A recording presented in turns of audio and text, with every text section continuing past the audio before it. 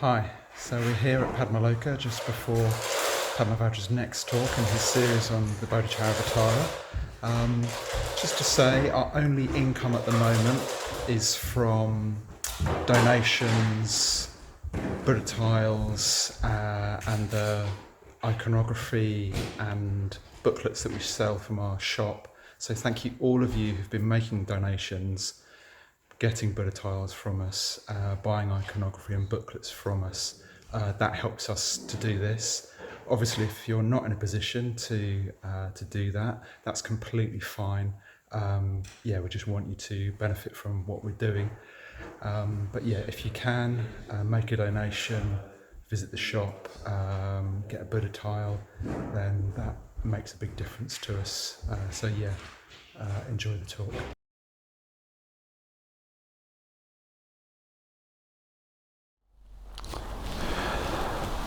Brothers and sisters in the Dharma, Namo Buddhaya, Jai Bhim.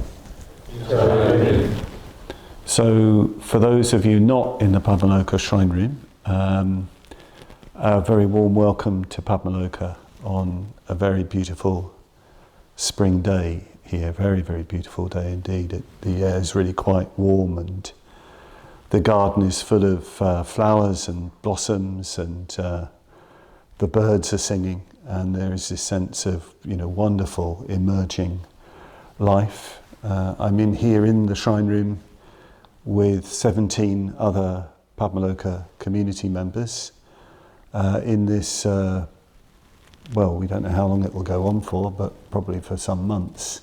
This period really of extended retreat, of vihara-like abiding. We're living and working together, practicing together, studying together in this very, very strange period, this very difficult and challenging period. And every so often we are wanting to communicate how we are getting on here at Padmaloka. And I'm offering this series of talks on the Bodhicaryavatara, the entering the path of enlightenment, the guide to the Bodhisattva's life of Shantideva, and I'm offering this to anybody who wants to have a look at it on YouTube, and I'm also offering it to Bhante, to Urgyen Sangharakshita, my teacher, my Kalyana Mitra, my preceptor, the founder of the Triratna Buddhist Order. So I'm offering that up to him. And we are, of course, aware of what's going on to the extent that we can be in the world beyond our beautiful gardens, our beautiful shrine rooms, and our beautiful environment. We are very, very fortunate to be here at this time, having this opportunity to practice the Dharma intensively. Time is very strange for us. There is a kind of timeless quality to being here at this time, at this moment. But we are aware of what's going on outside. We keep an eye on the news, as I've said probably every time I've started one of these talks. But perhaps more importantly, we get a lot of messages from friends outside, messages of appreciation for what we're doing. And we're very, very thankful for that. Really, really thankful that people are telling us that they feel well supported by what we're doing, that we're practicing the Dharma and we're offering the Dharma as much as we can to those of you in very, very difficult circumstances and situations. So we're very, very thankful to have those messages. We put them up in the board near our dining room, and whenever a new message comes, so that we can all read them. And it gives us a lot of support as well, that people feel that we're practicing and living as we should be practicing and living. And we also hear, of course, accounts of how difficult it is for people. I was talking to a very close friend of mine the other day, who's an order member, who's a full-time worker in a Buddhist centre who loves working in the Buddhist centre. He's married with 2 children. His wife is a very top oncologist in her area, in her region. And of course, she's working very, very intensively in the health service. So he's at home caring for the children so that she can carry on with her work. And he was telling me what it's like for her, some of the stories of what it's like for her. And I found that extraordinarily humbling, moving, sobering, and telling me other stories of families in need in his area and so on. And it's very important that we hear these things. It's very, very important that we hear these accounts, that we know to some extent of what it's like for people. Obviously, we only hear a fraction of what it's like. We also hear other stories of people, of course, really getting on with their Buddhist practice and making progress in their Buddhist practice in this difficult time, really making the most of the opportunity, even though the future is uncertain, even though there's lots of concerns for family and loved ones and friends. We hear all these things, and it's very important that these things flood into us at Padmaloka. Yesterday was a very special day because it was the anniversary of the founding of the Triratna Buddhist Order, or the Western Buddhist Order, as it was called in those days. It was the anniversary, the 7th of April 1968, I think I've got that right. It's the anniversary of the first ordinations. So this is something to really mark, that the order has been in existence for a very long time, from very, very small, very, very humble beginnings. It has grown and spread across the countries, across the nations, from those very, very humble beginnings. I think either today or the day before yesterday is the anniversary of FWBO Day, the founding of the movement, the FWBO, Friends of the Western Buddhist Order, Triratna community as we call it now. That was founded a year before the first ordinations, which perhaps has its own symbolism. Friends, as it were, came before order members, so to speak. And it's interesting, back in the day, back in the 70s, 80s, 90s, maybe even in the early 2000s, we really celebrated the day of the founding of the order and the day of the founding of the movement. We had a day each. We used to have the nearest weekend. And they were very important days. Bhante's set great store by anniversaries, really marking where you've come from. He said it was one of the things he appreciated about Christmas Humphreys, one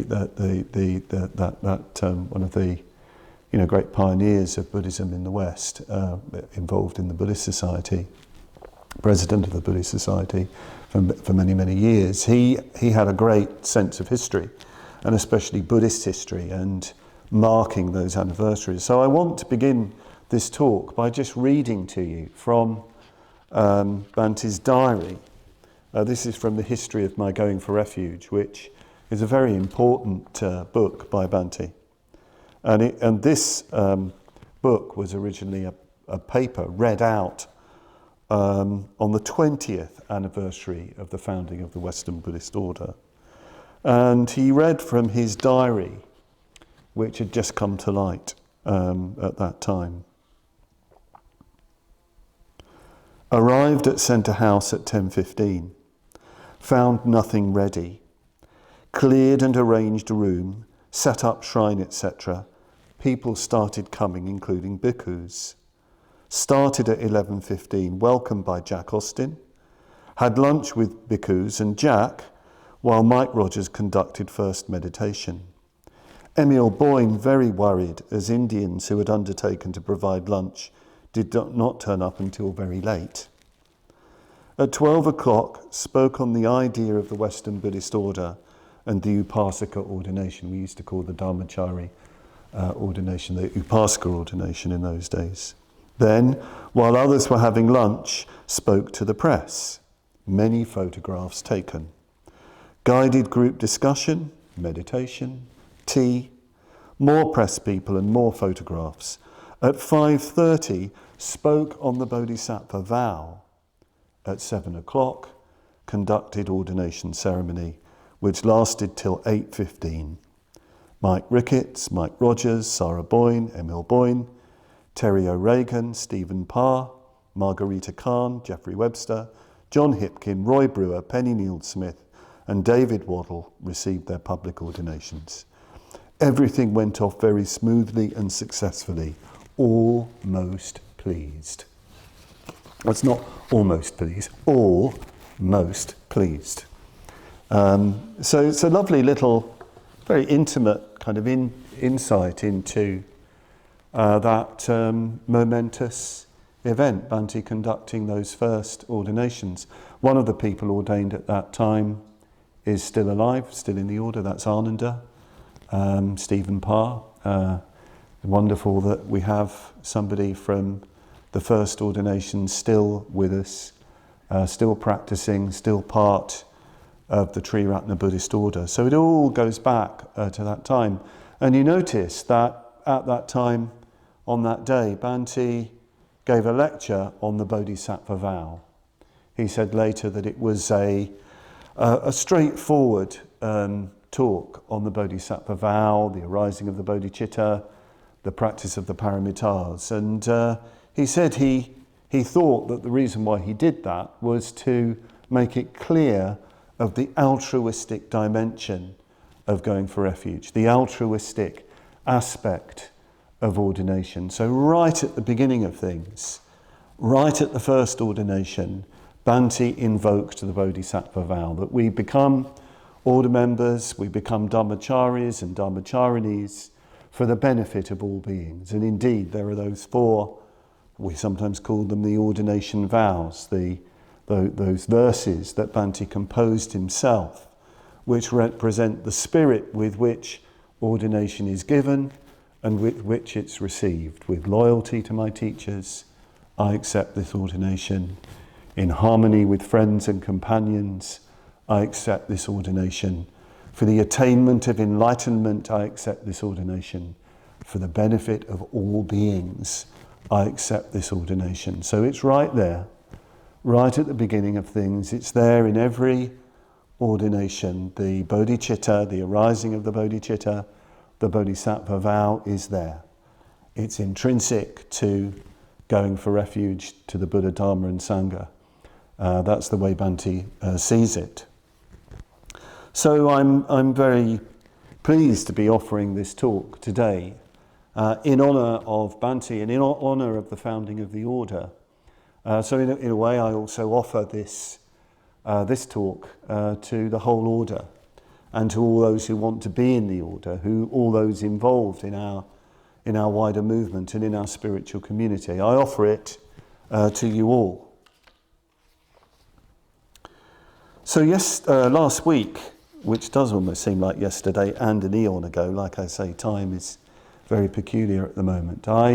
Towards the end of the talk, I talked about that wonderful verse that I must say, don't understand it, because I think it's very, very profound indeed. Taking this impure image of the human form, the bodhicitta transmutes it into the priceless image of the jewel of the conqueror.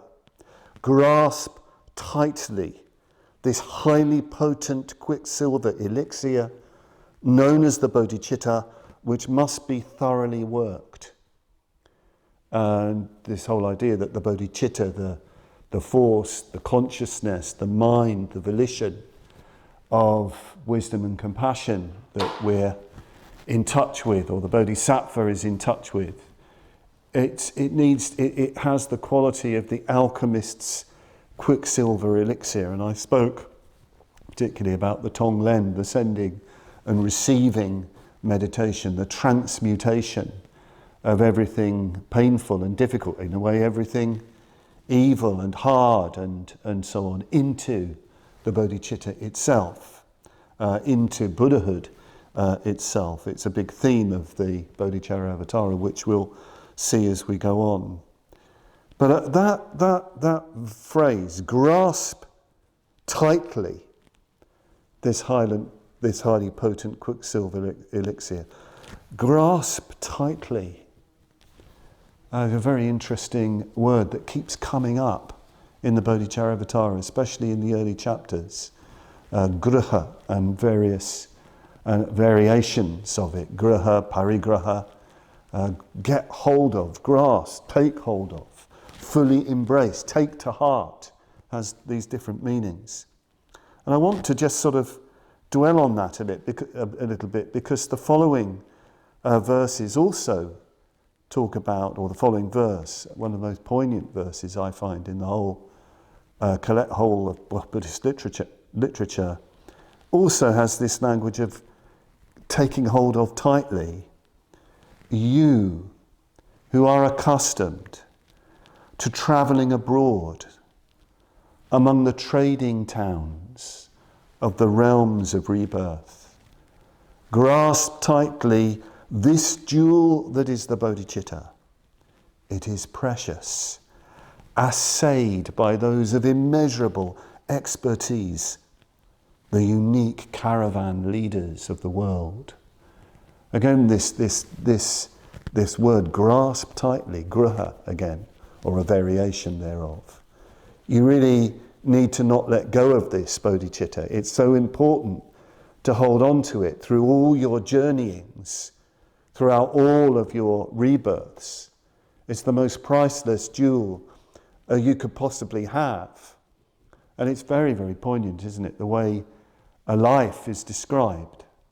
This life, lives to come, lives before. We're just in trading towns.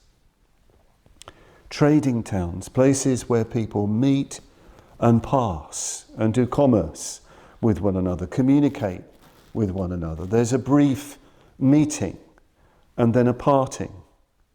I find that very, very poignant, that image for life itself.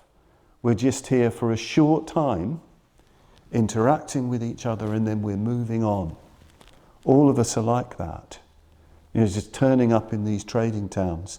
One of the things that comes to mind when I hear this word trading town is railway towns in India. There are these towns in India which have just grown up at railway junctions. There was nothing particularly there until the railway system was built by the British, or under British supervision. It was built by Indians, of course. But these railway towns are so interesting because often they're quite ugly. Very, very ugly. I remember giving a lecture, a number of lectures in a railway town in Maharashtra called Munmud, and really, really ugly town in many, many ways. Just a place where people have sort of been thrown up, a junction between different railway systems. But there was a thriving Buddhist community there that wanted the Dharma. Yes, railway towns, trading towns. One of the things I sometimes find is that in my life and work is that I meet a lot of people. Maybe I don't meet as many of some of you listening to this talk, but I meet a lot of people from different countries, sometimes on retreats here, and we're missing having the retreats here, by the way. I'll meet a lot of people. Sometimes in a day I'll meet 4 or 5 people, and the meetings might be quite brief. Sometimes I won't even know whether the next time I'll actually meet them. And sometimes it has to be said, I remember one time in particular, I kind of wondered, well, what was the good of that meeting? What did that meeting do? What did that meeting do for that person and for me? That brief encounter where we sat and had tea and asked each other how we were and what we were doing, and did we go to any great depth? Sometimes one doesn't. It's not possible to go to any great depth. And then I thought of this verse: you who are accustomed to travelling abroad among the trading towns of the realms of rebirth.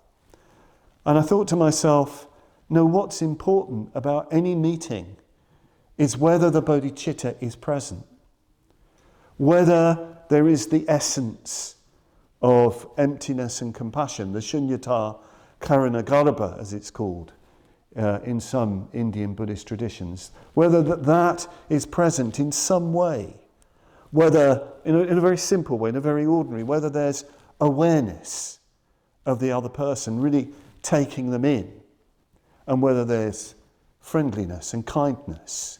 If that's there, the meeting might be brief. It might be very transient. It might never happen again, but it will be meaningful. So hold tightly to that bodhicitta through all your journeyings. If you've found a connection with wisdom and compassion, or awareness and loving kindness, if you have a feeling for the bodhicitta in any way whatsoever, never let go of it.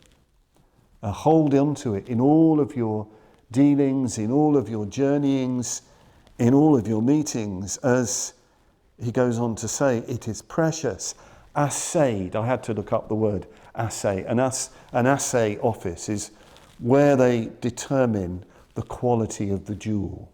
I think particularly of the diamond. What particular, I'm not an expert on, we've got some Dutch people here, I'm sure they know all about jewels, and how you assay them. But what Shantideva means is that the Buddhas, the Bodhisattvas, they know the quality of this bodhicitta, of this jewel. They know its unique quality. Sometimes we need that. We need friends to tell us, no, that is the quality that you're in touch with. Don't let go of that, because we might be in doubt of its quality. We might be finding that life is so overwhelming, or there are so many distractions. We doubt the quality of what we're in touch with, the quality of that jewel, which is the bodhicitta, or at least a feeling for the bodhicitta, a reflection of the bodhicitta. So hold on to it. Hold on to it tightly. Take it to heart. Keep it in your heart. Avalokiteshvara, the four-armed, all the four-armed Avalokiteshvara, the thousand-armed Avalokiteshvara, which is the symbol for our order, holds to his heart constantly the Chintamani, the wish-fulfilling gem, which is said to be the bodhicitta. That never ever goes from his heart, and it's held there perfectly, firmly.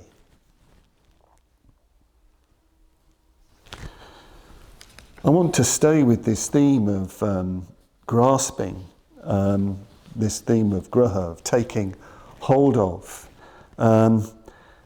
It's interesting, sometimes you might think, well, why is he using the language of grasping? Why is he using the language of holding on to things tightly? Isn't that craving? Isn't that grasping? Isn't that attachment? Isn't that something negative? And of course we are warned, and I think it's an important warning, not to grasp after spiritual attainments, not to try and grab an experience and pull it into ourselves without any transformation. And of course, Shantideva doesn't mean that. That's not what he means by taking hold of tightly, firmly, really keeping it in you, keeping it in your heart.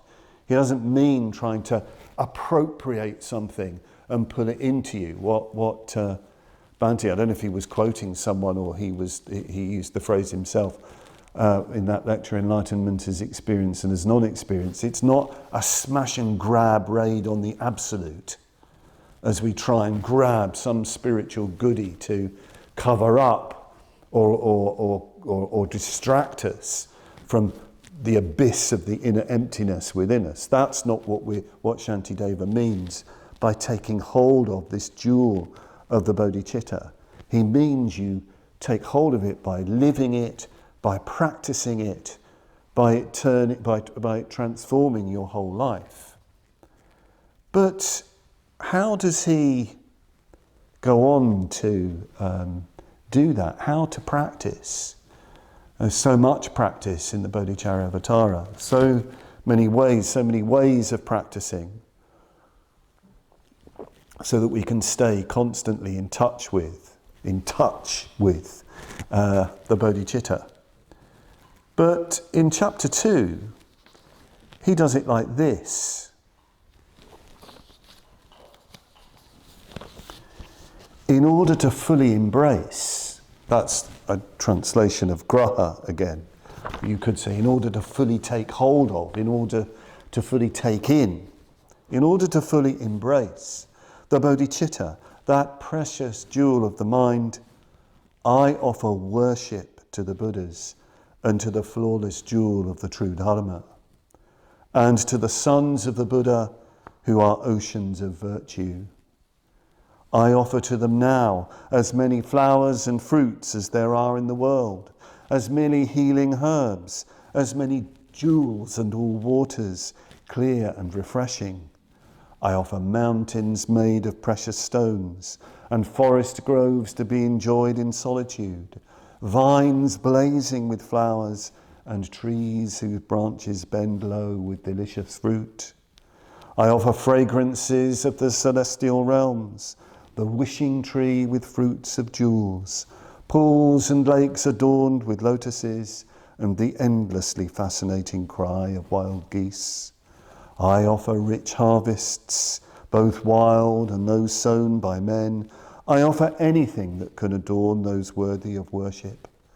I offer everything which no one owns, within the limitless spheres of space. Seizing all these in my imagination, I offer them to the bulls among the sages and to their sons. O compassionate ones, you who are worthy of the choicest gifts, tender towards me, accept these offerings of mine. Having no merit, I am completely destitute, and I have nothing else to offer in worship. O protectors, you who think only of helping others, accept these for my sake. And I give myself, in my entire self, wholly to the conquerors and to their sons. Take possession of me, O sublime beings. In devotion I become your slave. Having become your possession, I have nothing more to fear in existence. I act only for the welfare of all. I shall completely escape my previous evils, and in the future shall commit no more. So it's the way he takes hold of the bodhicitta is through puja, through worship, through offering. That's the way he takes hold of the bodhicitta. That's the way he draws it in, the way he draws it closer to him. And it's really quite a sort of remarkable way of thinking about getting hold of something, that you worship it. Of course, it's the expression of his profound love for the bodhicitta. It's quite obvious for Shantideva that he's had some vision, some experience of the bodhicitta. So it's obviously the most beautiful, the most meaningful, the most profound thing, whatever you call it, that in life, in existence, beyond existence.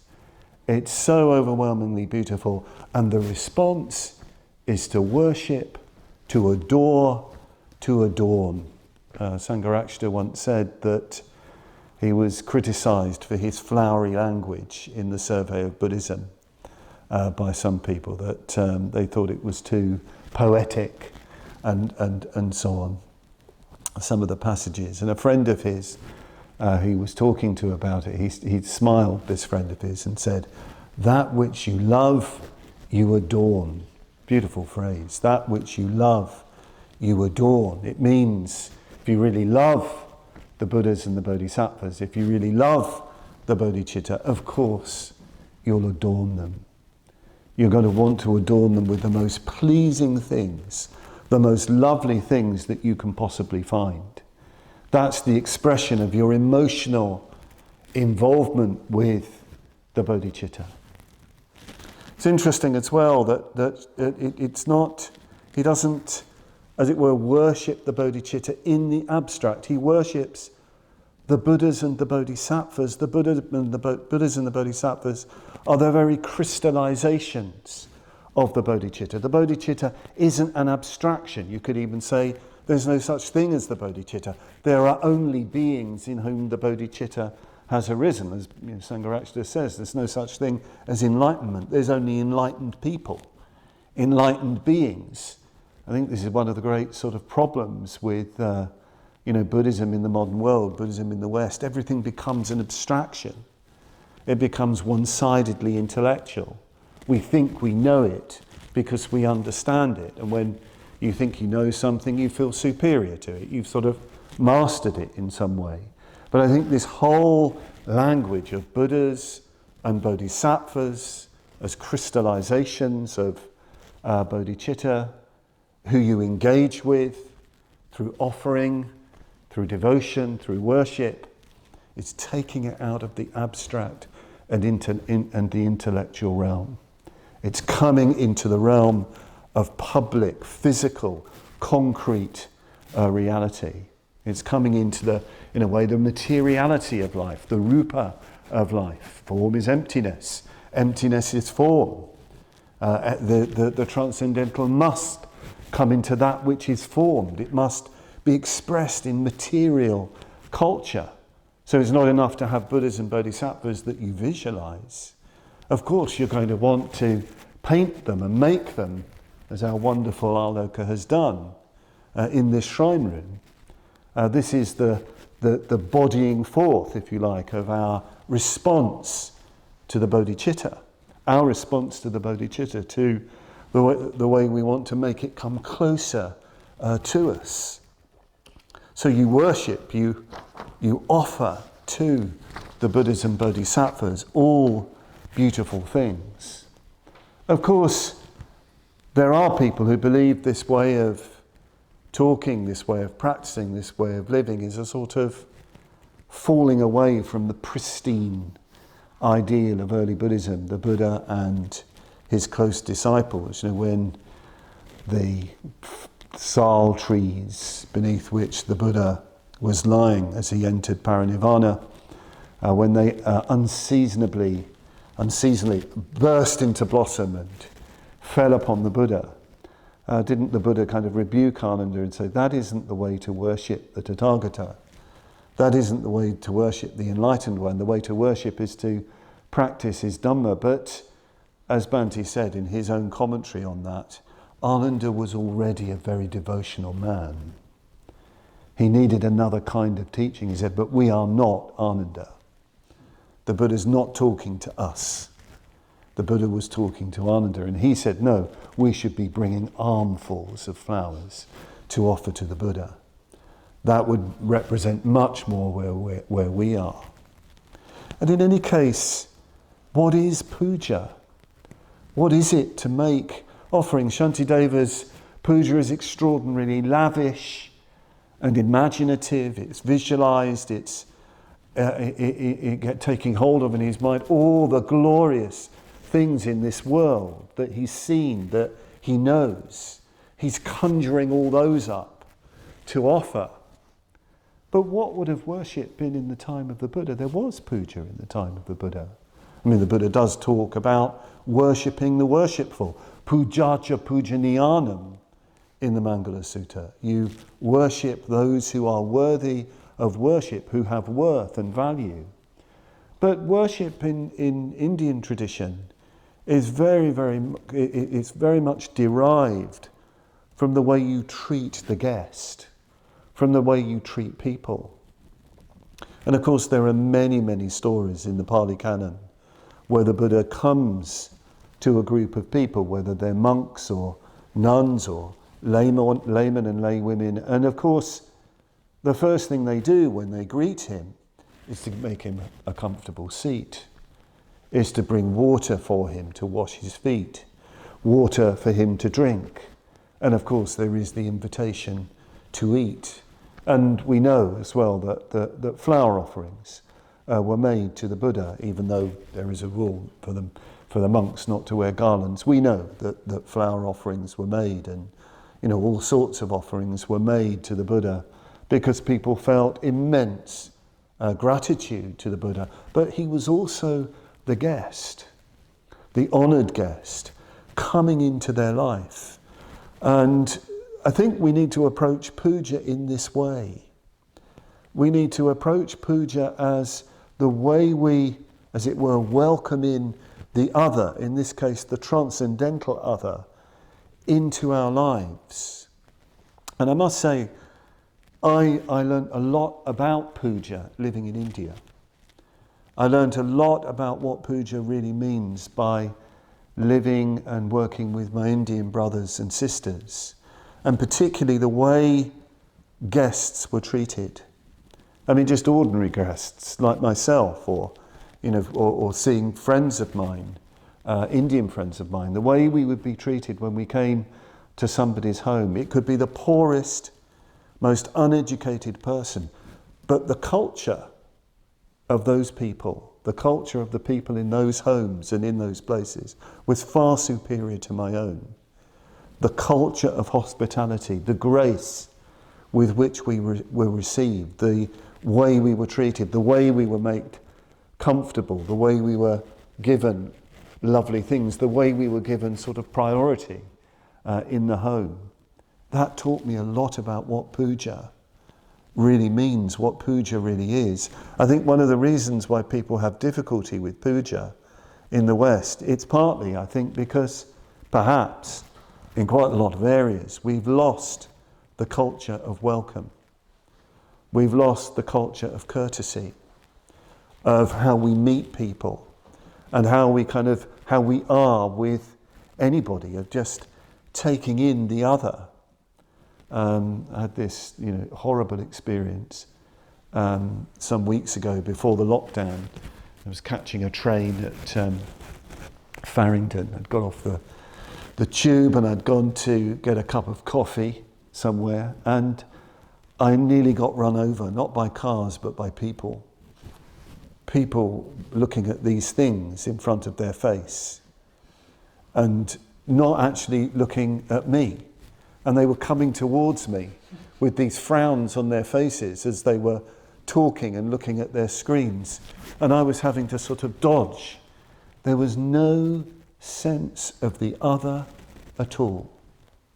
The other didn't exist as a real person.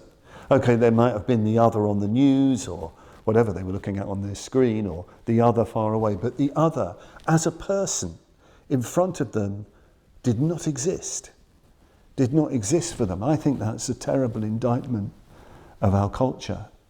It's a terrible indictment of our culture, that the real person in front of you doesn't exist. And I think it's going to be very difficult then to relate to puja, where you're trying to open to the transcendental other. So there's a relationship, I think, between the way we treat other people generally and the way we treat the transcendental other of the Buddhas and the Bodhisattvas.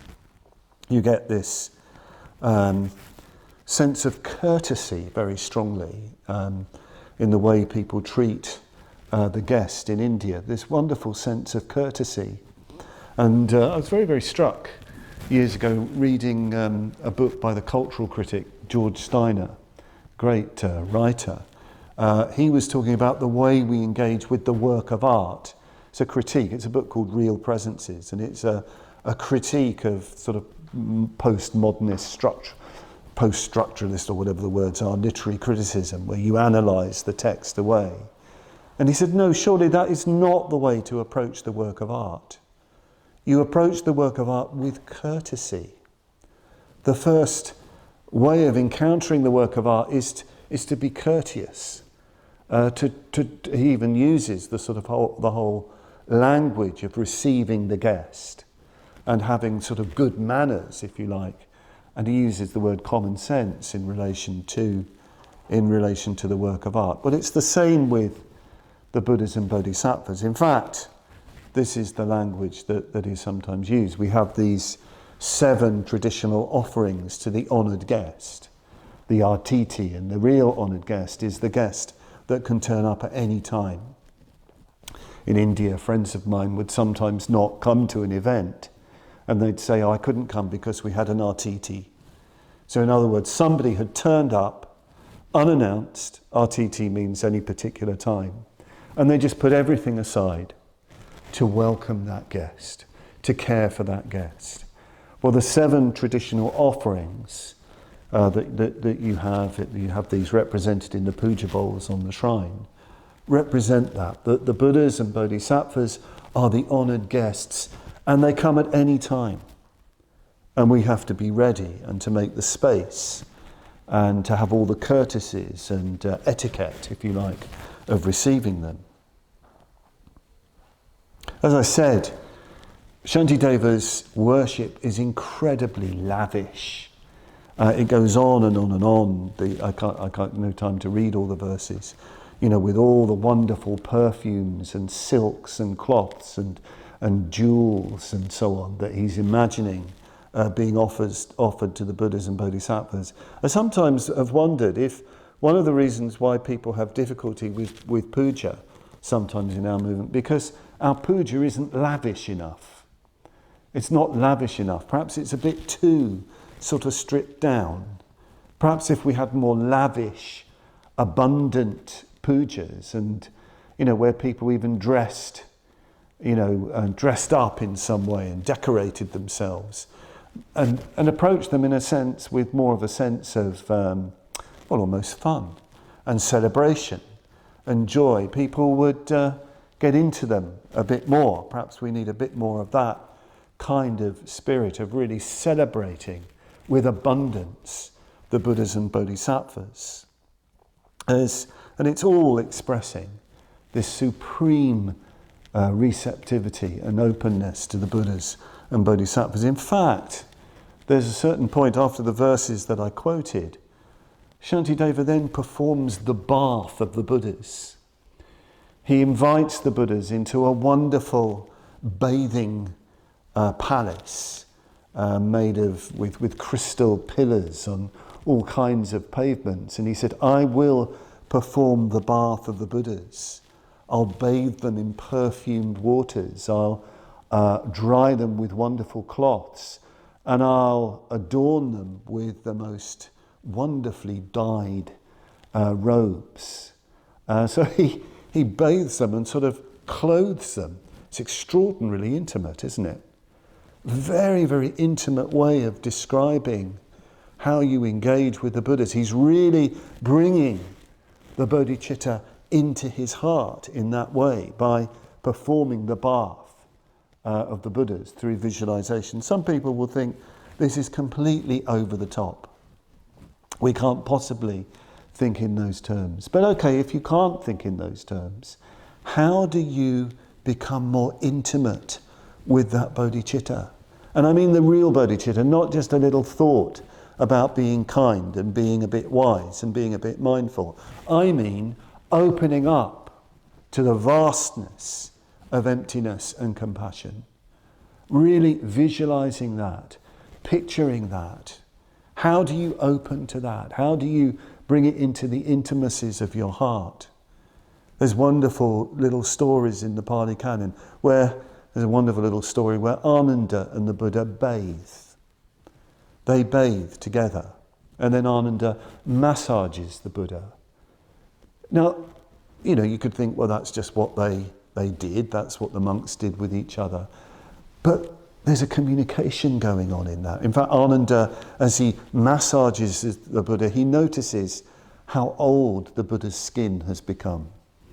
He remembered when it glowed, and now it's old. And they have quite a humorous little exchange, and there's a kind of teaching in it. The Dharma comes closer to Ananda because of that closeness. Shantideva has to do all this, as it were, with his imagination. He has to do all that. The Buddha isn't there as Shakyamuni the Buddha. He has to make the Buddhas vivid before him through visualization and through imagining their presence, their real presence before him. And puja is the way to bring that bodhicitta closer. One of the things I think that's important at this time is puja, I think. At this time of, great hardship and uncertainty and where there's a lot of fear and anxiety, I think puja becomes an even more important spiritual practice at this time because of its abundance. Early on in this period, I put the shrine together. I did a bit of work on the shrine. We don't need to do really anything in here because it's already incredibly abundant. But for some reason, I wanted yellow cloths, and I wanted to put a special cloth around the Padmasambhava image.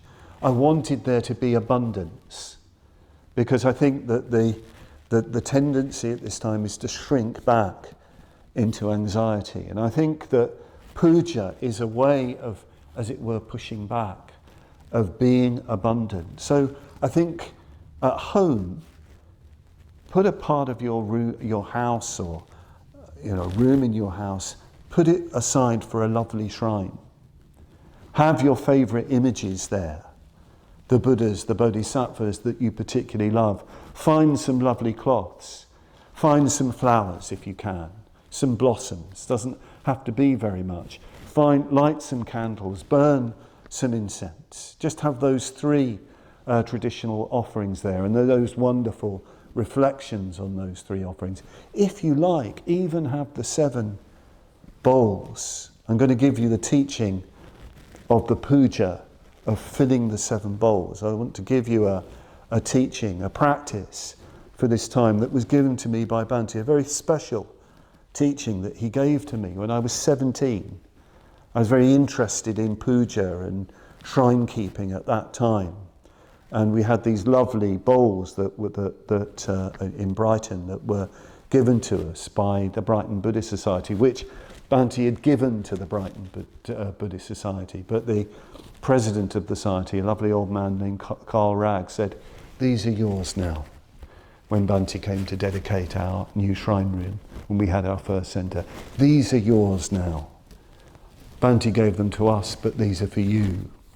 And I talked to Bhante about it. He said, "But do you know the teaching of how to fill the puja bowls?" I said, "No, Bhante, I don't know the teaching of how to fill the puja bowls." "Well, I'll tell you the teaching of how to fill the puja bowls. So you put the puja bowls on the shrine, and you go from left to right, filling them right up with water. And as you fill the puja bowls, you chant a mantra. Very simple mantra. You chant Om, Ah, Hum." And I can remember him saying, as we sat there in this room, he said, "The Om purifies the water. It's purified of all defilement. It purifies you of all defilement and all impure motivation. You bring to mind purity. You purify everything. The Ah," he said, "glorifies the bowl. It makes it into a sort of Sambhogakaya bowl, an archetypal bowl. It's perfumed water, filled with flowers. The bowl itself is studded with jewels. It's made of beautiful, precious substances. It's a vast bowl for the Buddhas and the Bodhisattvas. That's what happens when you say Ah. And when you chant Hum," he said, it symbolises the emptiness of the bowl, the emptiness of you, the emptiness of the offering, the complete threefold circle of purity.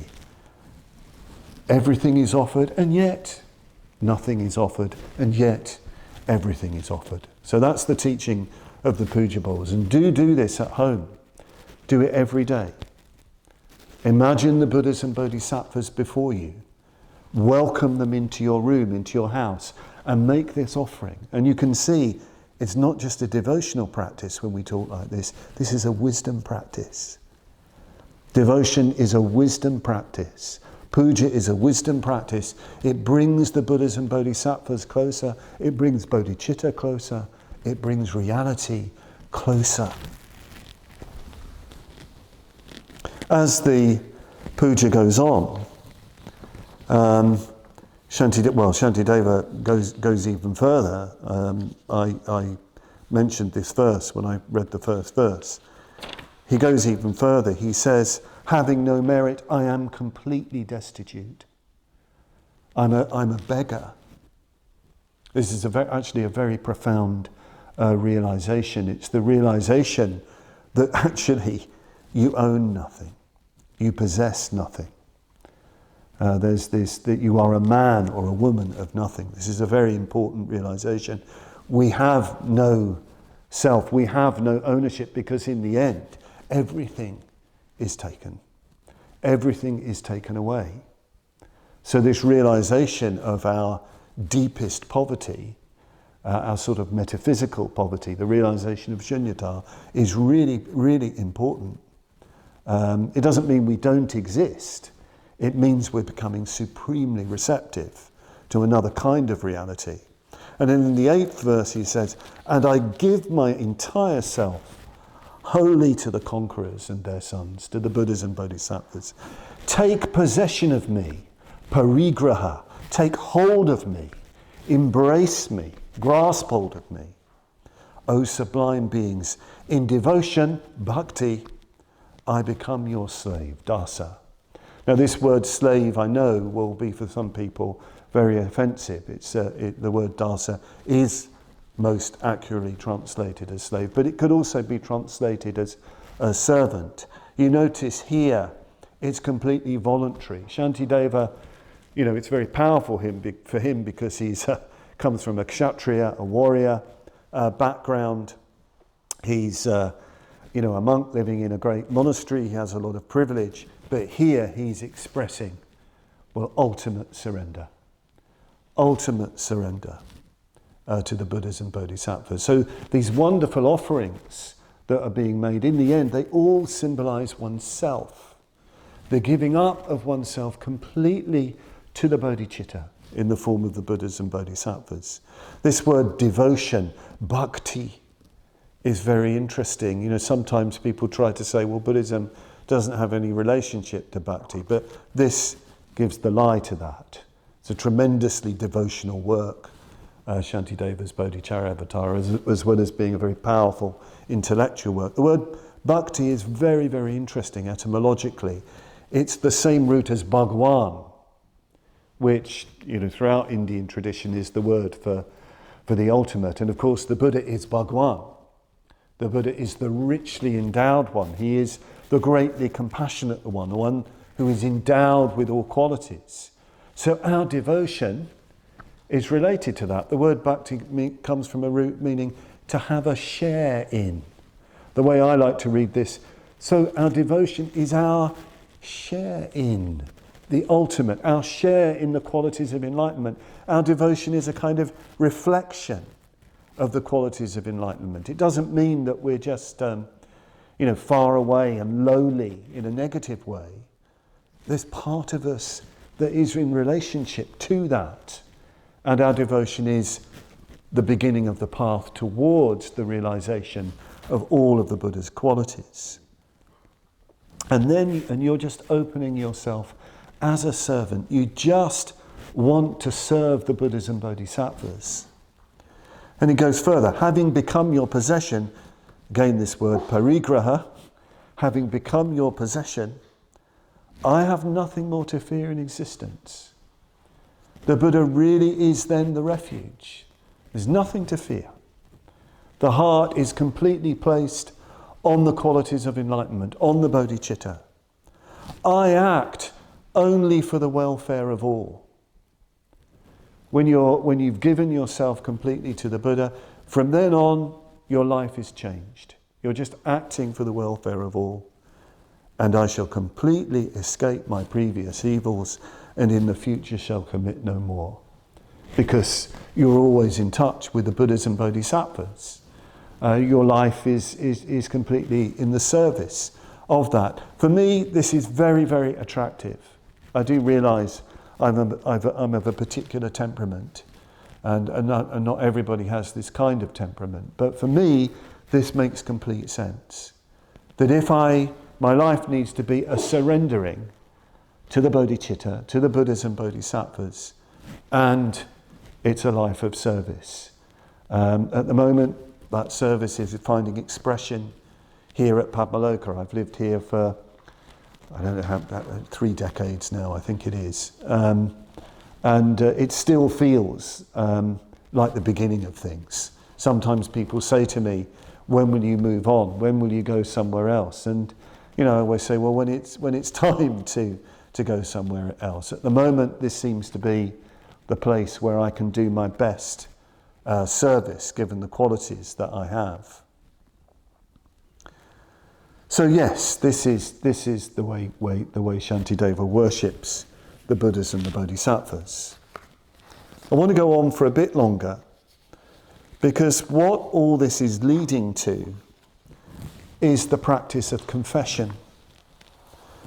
In fact, this second chapter is called Papa Deshana, confession of evil. Papa, we looked at that word in the first talk. Papa meaning evil. It's really hard to translate it in any other way.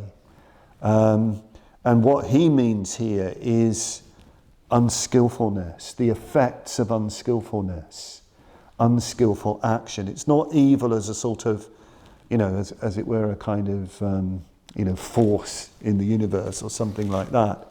He means the bad deeds that he's done, the unskillful actions he's done, the actions which have harmed himself and other people, not just in this life, but in previous lives. That's the perspective that Shantideva has. Deshana means literally a pointing out. It's better to translate it as confession, because there's this intensity of expression in Shantideva's confession of evil. But it is, pointing out is a good word, because Buddhist confession is very precise. When you're in a confessional situation, if you're in every week in our chapter meeting we have an opportunity to confess our faults of the previous week, or our tendencies that we're becoming unskillful tendencies that we're becoming aware of. We really try to be as precise as we possibly can, identifying which particular precept has been breached that we've taken, which particular unskillful route we've been particularly indulging in. That's very important. Confession in Buddhism isn't just a sort of vague sense of being a bad person, and you don't quite know why you've been a bad person, because somebody told you were bad or something like that, or the culture told you were bad. That's not Buddhist confession. There's no irrational guilt in that sense in Buddhism. There's a clear, precise identification of unskillful action, and yes, feelings of remorse that go with that. And Shantideva's confession, of course, is to the Buddhas and Bodhisattvas. They are the witnesses of his confession. It's very important to have a witness of your confession. It's also very important that you confess in the context of inspiration. It's not just a sort of moaning about your sort of failings, your moral failings, and you don't quite know what to do about it and you just feel bad about it. It's not really what confession, well, it's certainly not effective confession. It might let off a bit of steam, but it won't really achieve anything in the end. Shantideva's confession comes out of his vision of bodhicitta. The beauty of the Buddhas and Bodhisattvas is as if that searing sense of the sublimity of the bodhicitta makes him aware of all of that in him which is a contradiction to that. All the meanness, all the selfishness, all the harmfulness that he's done. There's just such a contrast between that and what he's in touch with in terms of the bodhicitta, what he wants to become as a bodhisattva. So he says, with hands raised in supplication, I implore the Buddhas and Bodhisattvas, the greatly compassionate ones throughout the universe, please listen to me. He wants them to hear. He wants them to listen. He wants them to see. Whatever evil I have done or have caused others to do, throughout the beginningless cycles of rebirth, as well as in this very birth, overwhelmed by the deceptions of ignorance and rejoicing in what I did, I confess that transgression, tormented with remorse. Whatever harm I have done in arrogance to the three jewels, to my mothers or fathers, to my teachers, or to others worthy of respect, whether with body, speech, and mind, the cruel evil I have wickedly done, corrupted by many faults. O leaders, I confess it all. It's very, very powerful. It's a very, very powerful confession. Tormented with remorse. So he's becoming aware of all the evil he has done. I think what Shantideva is giving expression to is a kind of insight, is a kind of wisdom. In Yogacara, you have this turning around in the deepest seat of consciousness, this revolution in the deepest seat of consciousness, which is paravritti, can also mean revulsion. It means the complete expulsion of all the unskillful seeds, all the traces of unskillful action from the deepest part of consciousness. There's a great sort of churning of the depths of samsara, if you like. Shantideva's confession seems to be like that. He's sort of gathering up, as it were, becoming aware of all of the unskillfulness that he has done, and he's confessing it. He's opening it up to the light of the Buddhas and the Bodhisattvas, to the bodhicitta. And there is this expression, tormented with remorse. This is another aspect of confession. Confession is only really effective, yes, when there's inspiration, when there's the vision of the Buddhas and Bodhisattvas, but they also say another way of making confession effective, an essential part of that, is remorse, shame, hri, apatrapya, shame in relation to your ideals, what you're trying to become, shame in relation to your spiritual friends. And you sort of burn with that remorse. Hri, it means to blush. It's the same as the seed syllable as Amitabha. It's that enlightenment rising up in you and making you more aware of your shortcomings and your failings. You bring all that out in relation to the Buddhas and Bodhisattvas. Sometimes I think we can be sort of frightened of opening to our remorse and our shame. You sometimes say, well, I don't want to feel guilty. You know, somebody's done something obviously unskillful, they've harmed somebody, and they say, but I'm not going to feel guilty about it. And one wants to say, well, don't feel guilty about it, but what about shame?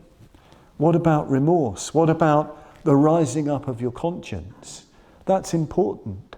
That's going to motivate you to go deeper in your practice and to change things. Shantideva goes even further in relation to this. One of the ways in which he confesses, one of the things he brings to mind is awareness of death. Very, very strong in the verses. He talks about really wanting to escape from the effects of his actions. He knows, very well he's got to work on himself and change himself to really escape. He's got to attain enlightenment. But he's concerned, his big fear that he will die before he's been purified, and then all bets are off. He's, as it were, at the mercy of the winds of karma, as it's called in the Tibetan Book of the Dead. The winds of unskillful action, of the effects of unskillful action, blowing you know not where, blowing you away from the bodhicitta. So one of the ways in which he, almost intensifies the confession is by bringing to mind awareness of death. Night and day, my life advances to destruction. Nothing can stop it. I must surely die, he says. And I've done many unskillful things out of likes and dislikes because of people I've loved and people I've loathed. People I've loved, I've had indulged in so much craving and attachment, done so much harm through that. People I've loathed through being full of hatred and, even violence towards people. So likes and dislikes have motivated me and have caused so many problems, so much unskillfulness, so much bad effect, so much evil. And there's that very, very poignant line in one translation which goes something like, what I hate will cease to be, What I love will cease to be. I will cease to be. All will cease to be. This is death. He doesn't mean that, of course, he's very aware that there is going to be rebirth. But that's what will happen. Yes, we invest so many things. We do so many things in our lives, so many unskillful things out of likes and dislikes. But in the end, for what? He does a lot of reflecting on how, again, the sort of fleeting nature of life. He describes himself as a stranger to this life. Another translation describes himself as a fleeting wraith in this life, just coming through, doing all sorts of unskillful things, generating the effects of unskillful actions for what? Then it vanishes, then it goes. So there's tremendous, in some ways tremendous fear that he talks about for being unskillful. This is very difficult, I think, for people. When we study the Bodhicaryavatara, I think, again, people think this is just too much. Shantideva's going too far in using this language. We can't practice like this. And I've always tried to imagine myself in his position, his perspective. Maybe I can't have that perspective, but why is he like this? Well, for a start, there is the vision of the bodhicitta. He wants to be one, if you like, with bodhicitta, with the force of wisdom and compassion in the world. He wants to fully serve that. That's the most beautiful, most meaningful thing in existence. That's the best thing you can possibly do, to gain enlightenment for the benefit of all beings. So there's that. But he also has the perspective of infinite lifetimes, of the effects of actions going on. He's got that in his mind as well. So he's aware that he's got so much karmic baggage that he doesn't even know about. And that's a frightening thought. He doesn't want to lose that bodhicitta. He doesn't want to lose connection with it. He says at one point, he goes on to go for refuge in the context of confession. He asks the Buddhas and Bodhisattvas, he says, our going for refuge verses actually emerge, the going for refuge verses from the Bodhicaryavatara, emerge in the midst of the confessional verses. This very day I go for my refuge to the powerful protectors, whose purpose is to guard the universe. He says at one point in these verses, be my protectors, keep in connection with me, so that death does not take me before I have been purified. So he's asking the Buddhas, the Bodhisattvas, the Dharma, the Sangha, to be the refuge, to be that point of security in his life. Of course, that they're not sort of gods that come out of nowhere that can just protect you without your cooperation. He's using this to, as it were, galvanize, to stimulate, to arouse the powerful forces of spiritual practice. That's what he's trying to do in these verses, where there's tremendous, tremendous remorse and fear, and also tremendous dedication to put things right. So our confession verses that we have in our own puja, these are the last verses of the confession section. The evil that I have heaped up through my ignorance and foolishness, evil in the world of everyday experience, as well as evil in understanding and intelligence, all that I acknowledge to the protectors. Standing before them, with hands raised in reverence, and terrified of suffering, I pay salutations again and again. May the leaders receive this kindly, just as it is with its many faults. What is not good, O protectors, I shall not do again. So as well as the verses invoking the inspiring presence of the Buddhas and Bodhisattvas, as well as this remorse, as well as this healthy fear of consequences There is the resolve to act differently, to behave differently. This is very, very important in confession. Buddhist confession understands very well that you have the power to change your life. The Buddhas and Bodhisattvas can support you, they can inspire you, but in the end, you have to take, and you can take, full responsibility for putting things right. So if you've been unskillful to other people, apologise, put it right. If you have unskillful tendencies, put into place the practices that will change those tendencies. Take vows, if you like, or make precepts to change, to go in a different direction.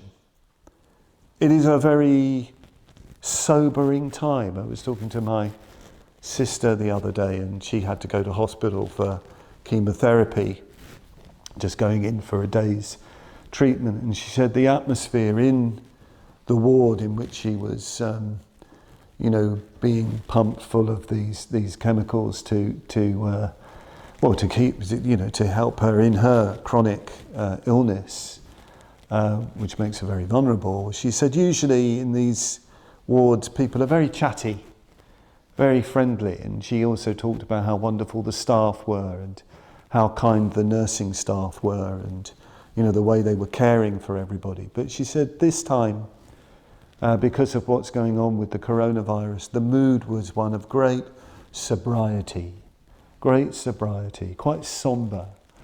And in a way, that is appropriate. We're feeling that here, even this beautiful Padmaloka. We feel a kind of somber quality, a kind of sobriety is around. I mean, we're joyful, we're getting on very well together, but there is a kind of mood that death is stalking us. It's out there, and the world is in trouble, the world is in difficulty, particularly in difficulty. More and more people are aware of being in difficulty. And at this time, perhaps, this is a time to be aware of the unskillfulness that we've done, the things that we've said, the things that we've done that have hurt others, the way we've fallen out with people. Perhaps this is a time, more than any other time, because of this awareness of death, to put things right, to make friends with people, to apologise with people, to confess our faults with one another, to develop a completely clear conscience. Clear conscience. This is regarded as a really important mental state. A really clear conscience. The Buddha talks about this a lot in the Pali Canon. That you have nothing to reproach yourself with regard to your ethics, with regard to your behaviour. If you really feel that, if you've checked yourself, it's sometimes good to check yourself at the end of every day. Today, can I say I have nothing to reproach myself in relation to my Buddhist practice, in relation to my life? Have I behaved well all day? And if you can say, yes, actually, I've got a clear conscience. I've done really well today. I've been positive, I've been creative, I've been skillful. That might have involved apologising to people if we have been unskillful. But we've done that. The conscience is clear. Meditate on that. Rejoice in that. That's a really important state. To unburden yourself. The great Je, the great Tiantai meditation master who wrote Dhyana for Beginners, said one of the main obstacles to success in meditation is feeling remorse and guilt. And it's really important to purify that. What does he say? Through which? Through lots of puja, lots of incense burning, lots of sutra recitation, lots of confession, lots of chanting. Then you have a clear conscience. And then when there's clear conscience, the clear conscience that you've acted more fully in relation to the bodhicitta, then there is joy, then there is rejoicing. And next week we're going to look at Shantideva's joy and rejoicing and the freedom that he feels to fully accept the bodhicitta and to take the bodhisattva vow. But that's for next week. So thank you very much for listening.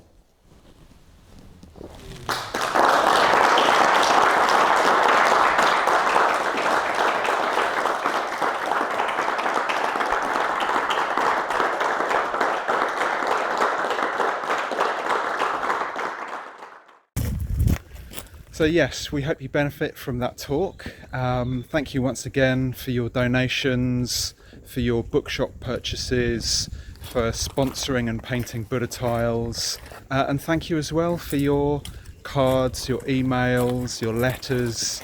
We really appreciate hearing from you. We really appreciate your support, and if you can, please do click on one of the links. Thank you very much.